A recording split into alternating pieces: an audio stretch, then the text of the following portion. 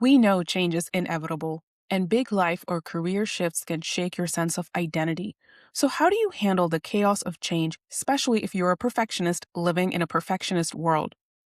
In this episode, my guest expert, Marcy Bullock, explains what she calls life quakes and why they feel so destabilizing.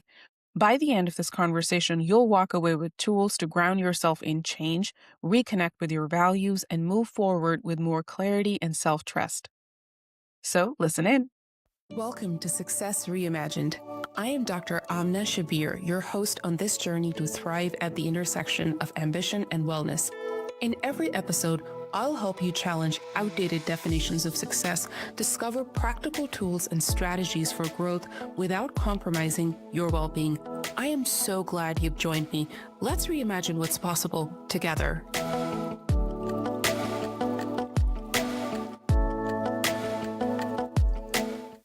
My guest today has spent over 3 decades rewiring how people see themselves and helping them perform from that new place. Marcy Bullock is an award-winning speaker and director of professional development at North Carolina State's College of Engineering.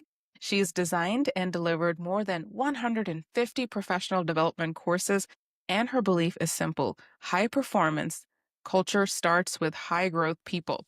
Today, we're going deep on life shifts, identity changes, and what it really takes to show up as your best self.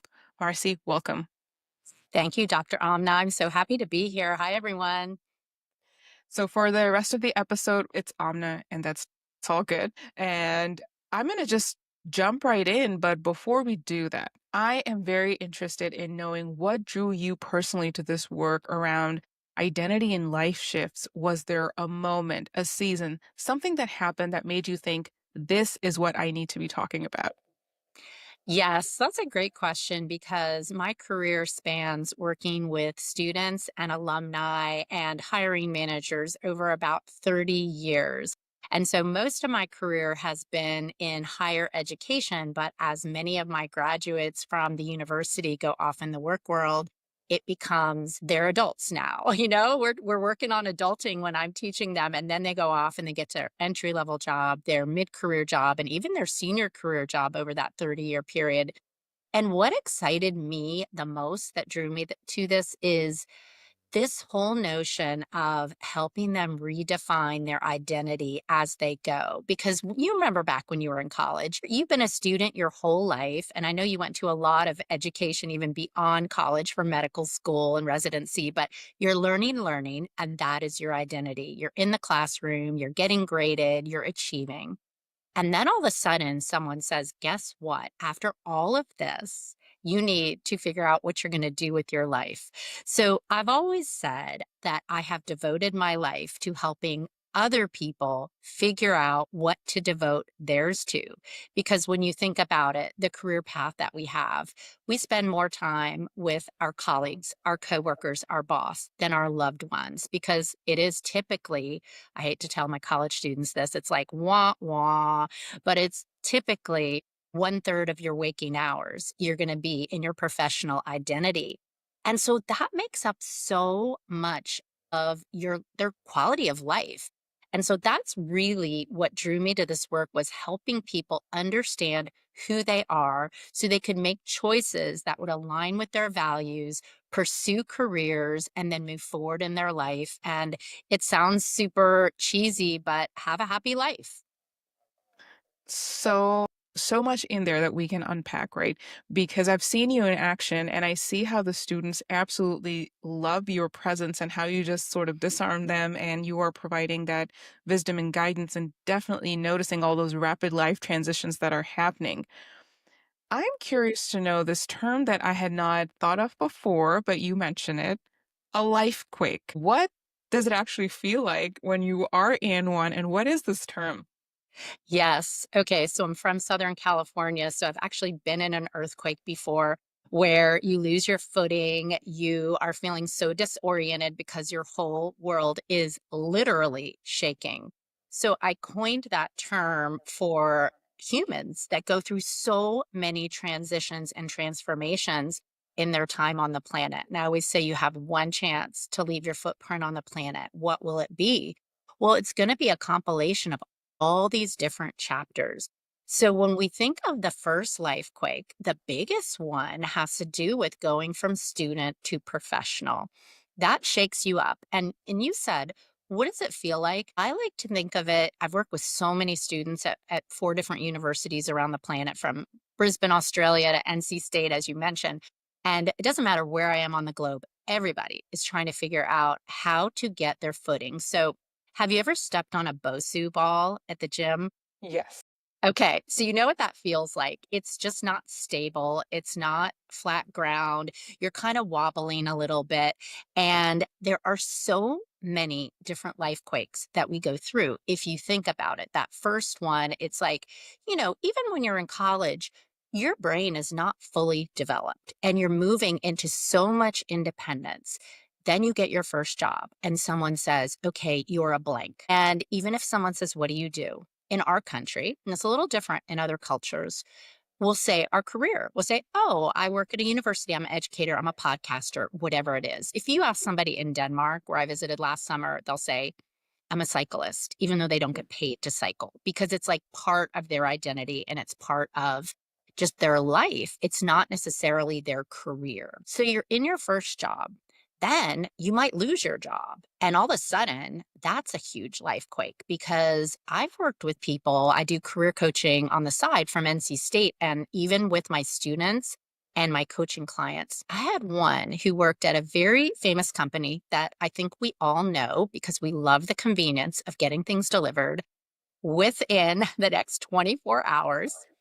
And I will not name any names, but this particular client got a Slack message one day and it said, you are no longer our talent acquisition manager. Everything was cut off. She did not know who she was. All of a sudden, she was in the life quake. So, it can be getting laid off from a job. There's so many different things. It can be losing a loved one. I mean, this is something that will happen to us. It can be ending a relationship. It can even be adding a new family member, a new baby. I just had a granddaughter that joined my family, and I'm watching my daughter go through that life quake of, I had so much independence, and now all of a sudden, I'm in charge of taking care of another human. And then some of the other big ones can be when you're an empty nester. And I know, Amna, you're a ways off from that, but it's going to happen to you. And you're going to be like, wait, this is supposed to be amazing. But some people really struggle with who they are when they're not 100% in their free time taking care of little ones. And then, of course, retirement. I mean, that's a huge one. And I've gone through every one of these. And I don't even use the word retire anymore. I use rewire, because you are, and you said that in your intro, rewiring your brain, and you just have more discretionary time to do what you want. So that's what a life quake is. I didn't think if I forgot any. Can you think of any other big life quakes you've had that I forgot? I feel like within those major life quakes, there are a lot of like micro quakes, if for lack of a better word, that might be happening. But it's true, like stepping back and really reflecting at what we go through. And I love that example that you mentioned of the cyclist in Denmark and identifying as, and it's almost like what's coming to my mind is also how we tie our worthiness to our careers, and then all these shifts are happening, and it almost feels like with every shift, your worthiness is up for debate. Absolutely, because you define yourself by that career. There's even a term for it called workism, Mm. where everything about your value is related to your professional identity. And it's very seductive, right? Because everybody wants to talk to you and they want your opinion, and you need to write back on the email. And I remember when I left one job, I thought, oh gosh, all these people are my friends. And, we all have baby showers together and celebrate the wonderful milestones. And then when I left, I didn't get the invitation. And I didn't feel like, I kind of got my feelings hurt. Like I thought I was part of this clique. I mean, everybody as a human, as a tribal being, we want to be part of a group. And not only does our worth get associated with it, but also just feeling like we're a part of something. And when that ends, it can be really hard to go through it. That was a very powerful example, almost like this worthiness tied with also the being part of like this unit, like you mentioned in the first half, being part of the work family and what that does to you. And then of course all of a sudden the family's no longer your family. Yeah, but I even don't like that term work family. Mm. People use it all the time, and you're exactly right. They're not your family. It's like my work wife, whatever these terms are. No. If you lose a family member, here's what's going to happen. They're going to send you flowers. If you got hit by a truck tomorrow, they'll send your family flowers and then they'll re-advertise your job. You are getting paid to do a job and they're not your family. For anybody who's like wondering how to gather the courage to set some boundaries, I think this amount of radical clarity, keeping in mind the perspective of life shifts, it can be really powerful the way you just phrased that. Yeah. So you have this concept which also intrigued me as I was like looking at your profile and from prior conversations that we've had, the me search instead of research. Tell me about that. Where does it come from and what changes when someone actually does it? Right. So we always think about researching things when we're students. Like, I need to learn more about this. I'm going to study it. I'm going to go to the library and read everything about it. I'm going to type it into my AI and get all these different things out from my prompt. But we never take time to internally look at ourselves. I mean, I say never, but it's unusual. Like with my college students, they spend more time planning spring break than they do the rest of their life. And the rest of their life is big. So, me search means going inside. And that can be challenging. You have to look at who you are, you have to unravel all the different pieces of you. And it can be what's important to you, like your values. It can be what you enjoy and when time flies by and your passions and curiosities. It can be what you're good at. And sometimes we're our worst critic. And so we don't always pay attention to our competencies and skills. But when we find an intersection of those three categories, your values, your interests, and your skills, this is where the sweet spot is, where people actually feel engaged if it's their career path, but only 20% of people, based on a Gallup poll, are actually engaged at work. And that to me is just horrible. 80% of people are just looking at their clock going, when can I live my life? Rather than feeling like that career or what they're spending a third of their waking hours doing is meaningful. So that's what I think about me search. It just means stopping and asking yourself some questions. And actually, one of my favorite activities to do on this, and any of your listeners can do this me search on their own. You don't have to take an assessment and pay for it, although there are lots of them out there that I use, but it's just journaling for a Mm. regular week of life. 1 week of life, you write down what energized you, when time flew by, and what drained you. And honestly, the juice in that lemon is after a week, you look at all the things on the left side, which were what strengthened you. It can be as simple as I helped my mom tile the floor and I felt so accomplished. What drained you? Oh, I was sitting in this chemistry class and time was just dragging and I thought it would never end. And at the end of the week, you ask this simple question: what did I learn about myself? I love that very tangible piece of advice and also like the three components that build up this me search because it is true. So many of us we have just I don't know if I should use the term quiet quitting here, but a lot of the times we are zoned out of our life.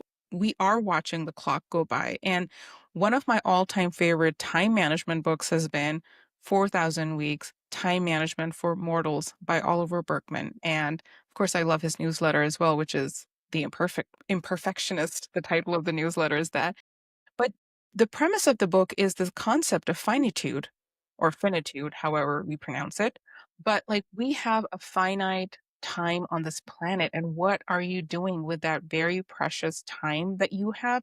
And so when you get that radical clarity, like, yeah, I get about 4,000 weeks. And if I'm lucky and I live to the age of 96, I get 5,000 weeks on this planet, makes it so radically clear should I go and I should engage in my me search? Should I do that journaling? It becomes very, very quickly clear instead of like trying to like wait for time to pass by, or in my case, in the case of many high achievers, particularly high achieving women, think that you're a unicorn and you can just magically fit so much in such a little span of time. So I think I went off on a little bit of a tangent, but um, we would love your thoughts on that reflection.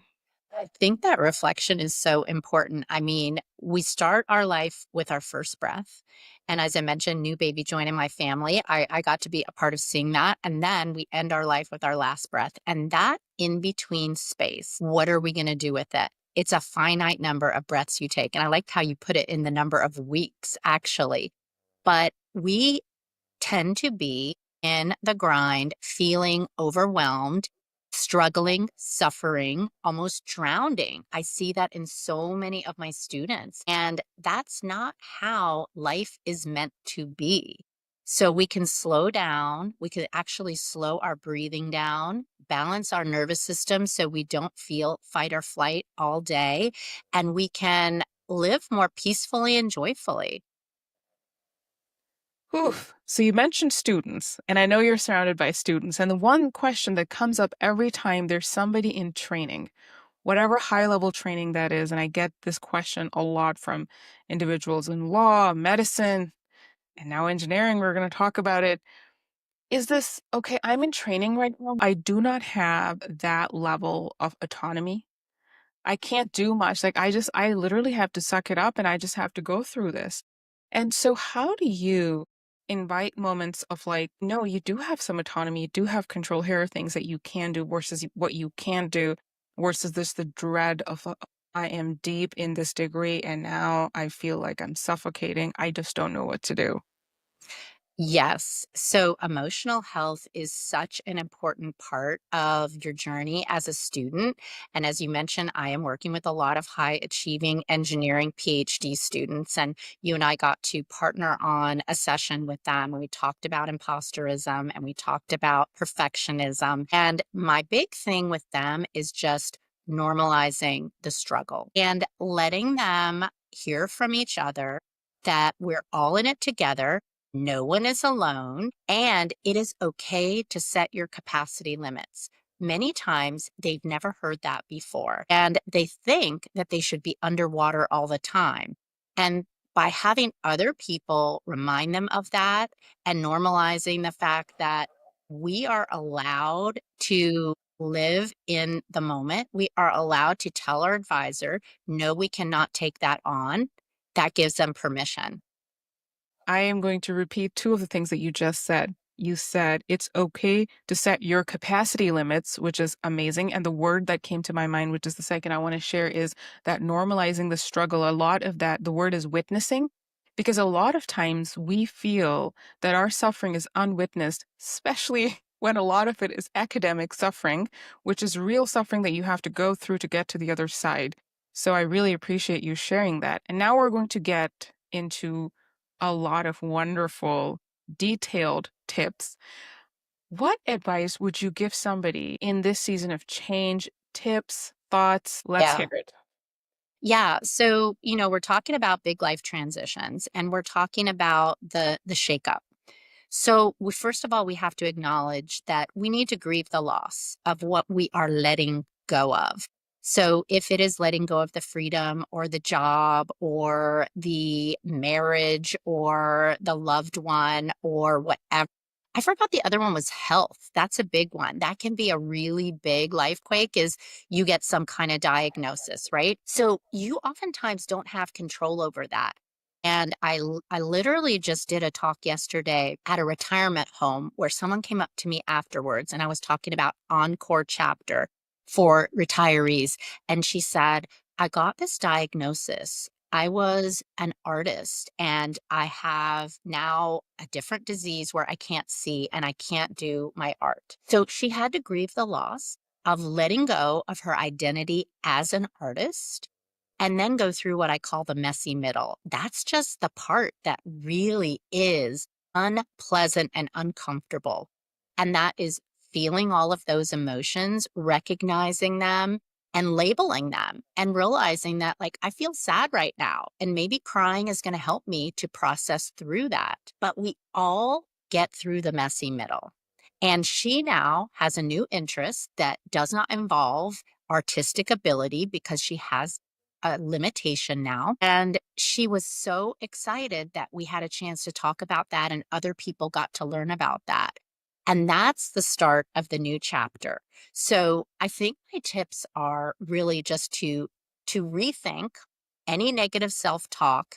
Like if you were saying to yourself, I'm no one without my sight and I can't be an artist anymore, then you release, I think it's the old recordings that are telling you you're not worthy without your eyesight. You release it. You let that go, and then you receive the self compassion, which I know you and I are self compassion junkies. It's okay to give yourself the grace and to realize that you're going through a tough time and it's normal for you to be struggling at this time. But then the final one, and these are all ours. So it's rethink, release, receive. And the last one, drum roll, is restart. So you get a chance to think about who you are now and what you have now and what you can do with what you have now. But you can't skip to restart. You have to go through the difficult, uncomfortable part, which I know no one wants to do. That was really wonderfully articulated. And I have to agree because most of us want to gloss over the messy middle and get to the end and also not really like honor our journey. Like healing is messy. Healing does not involve like, here are the three tips, tricks, and hacks. And I feel like with our ever diminishing focus and attention spans and the quick dopamine hits that we are now programmed to believe that all healing and all growth happens in the same way, that is going to be in a very short social media reel that just pops up and then that's it. Like, that's it. I need to have all the answers figured out. So, a lot of what I am getting from what you're sharing in these tips is like the permission to feel what I'm feeling and the expanse that comes with it, the openness and cutting, like there is no rigidity, like releasing that rigidity and allowing that space for creativity, curiosity, just such as the example that you gave of a human pivoting from vision, really heavily relying on her vision for what gives her joy to then finding another passion and hobby. And I also want to say congratulations on your grandbaby. Thank you so much. Yes, we're super excited, and I appreciate that. But no, I totally agree with you, and I think this aligns so much with all the work you do on perfectionism because it shapeshifts. And if we use kind of that analogy again of the earthquake, perfectionism will shape shift based on where you are in the process. So in college, it can be like, I have to prove myself. And in your first job, it can be, I can't make a mistake. And then when you retire, it can be something like, my worth was tied to productivity. So I think it's really important to label those and realize that it is impossible for you to do everything right all the time. It's impossible for you to do everything right all the time. This is a very important point to highlight. And speaking on perfectionism, and thank you for giving a nod to that journey. I've been on it for unmasking perfectionism and asking many of the amazing guests that have been on the podcast how they've interacted with this concept of perfectionism. So I would love to hear your experience and reflections, particularly when it comes to perfectionism, whether they are personal, professional, through the lens of the intersection where perfectionism and identity shifts exist. Absolutely. So when we're looking at the intersection, it's almost like you realize the transition is here to transform you, but it's not a test.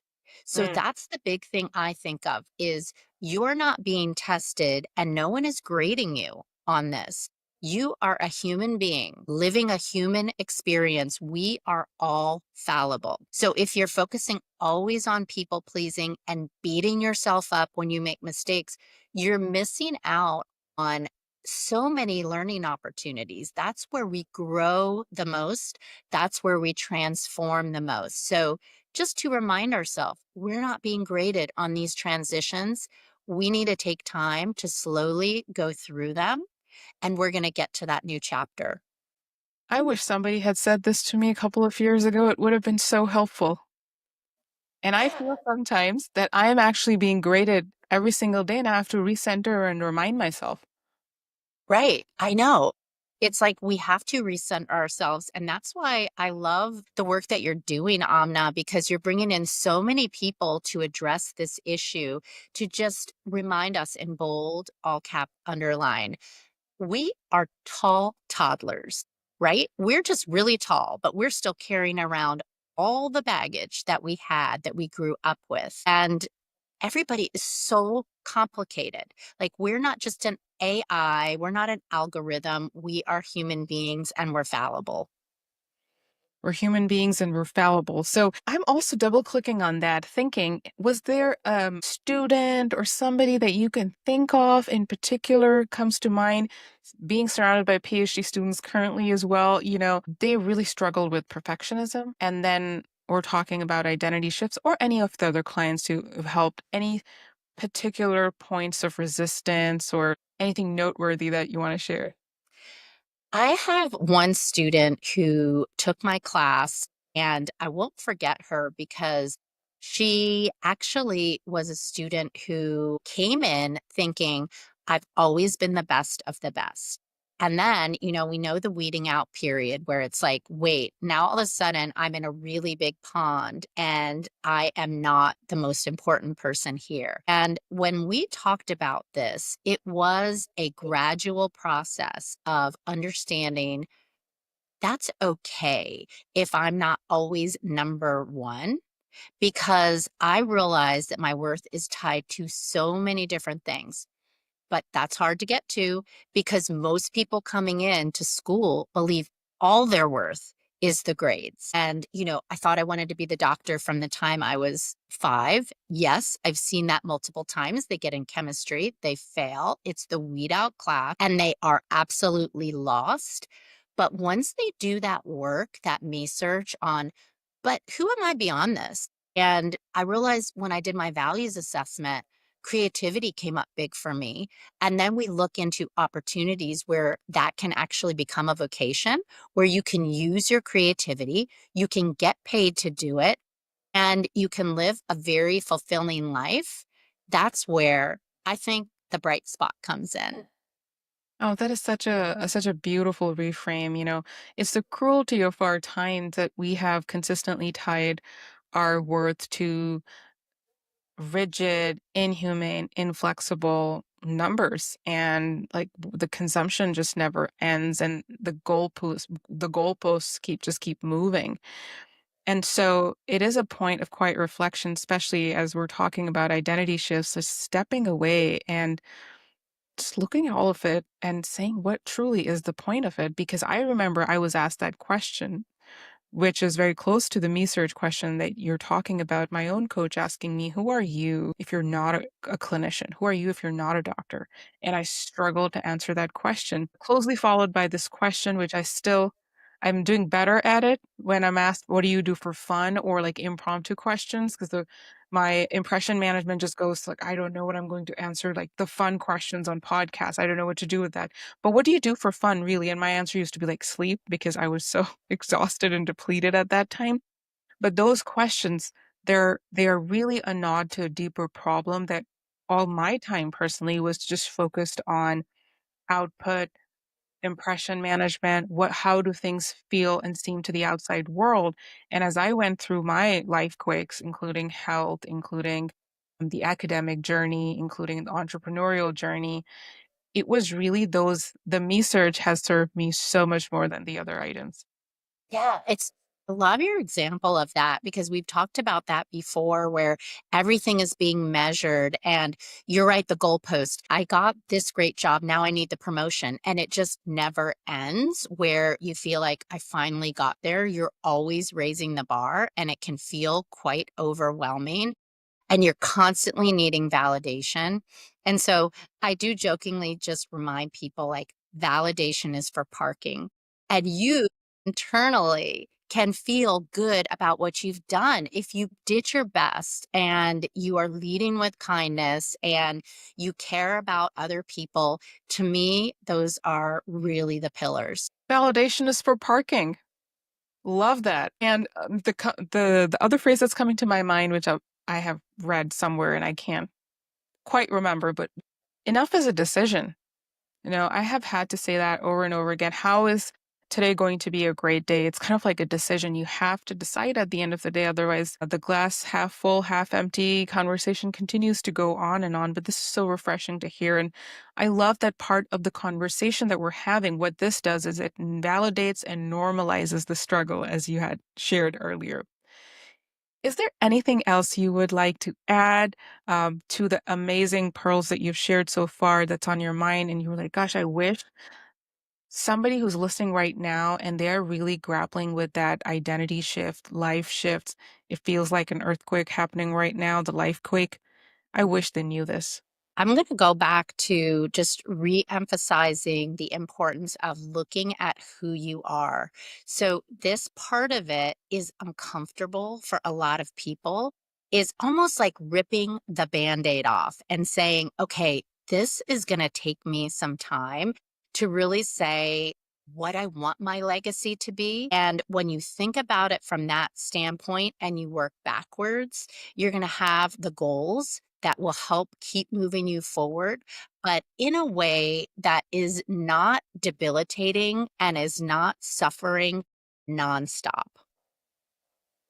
Wonderful. Thank you so much for sharing your pearls of wisdom with us today, Marcy.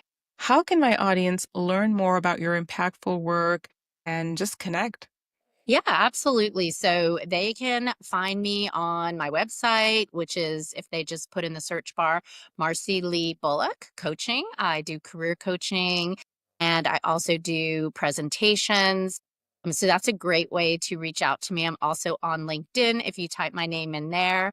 And I would love to follow up with any of your listeners. Thank you so much for your time today. Thank you.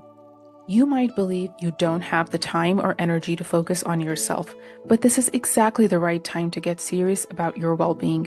You don't have to do it all alone. I'm here to help. If you enjoyed this video and are ready to take the next step, head over to dramnashabbir.com where you'll find free resources you can access right away. The website link is below. Let's get started on your path to thriving.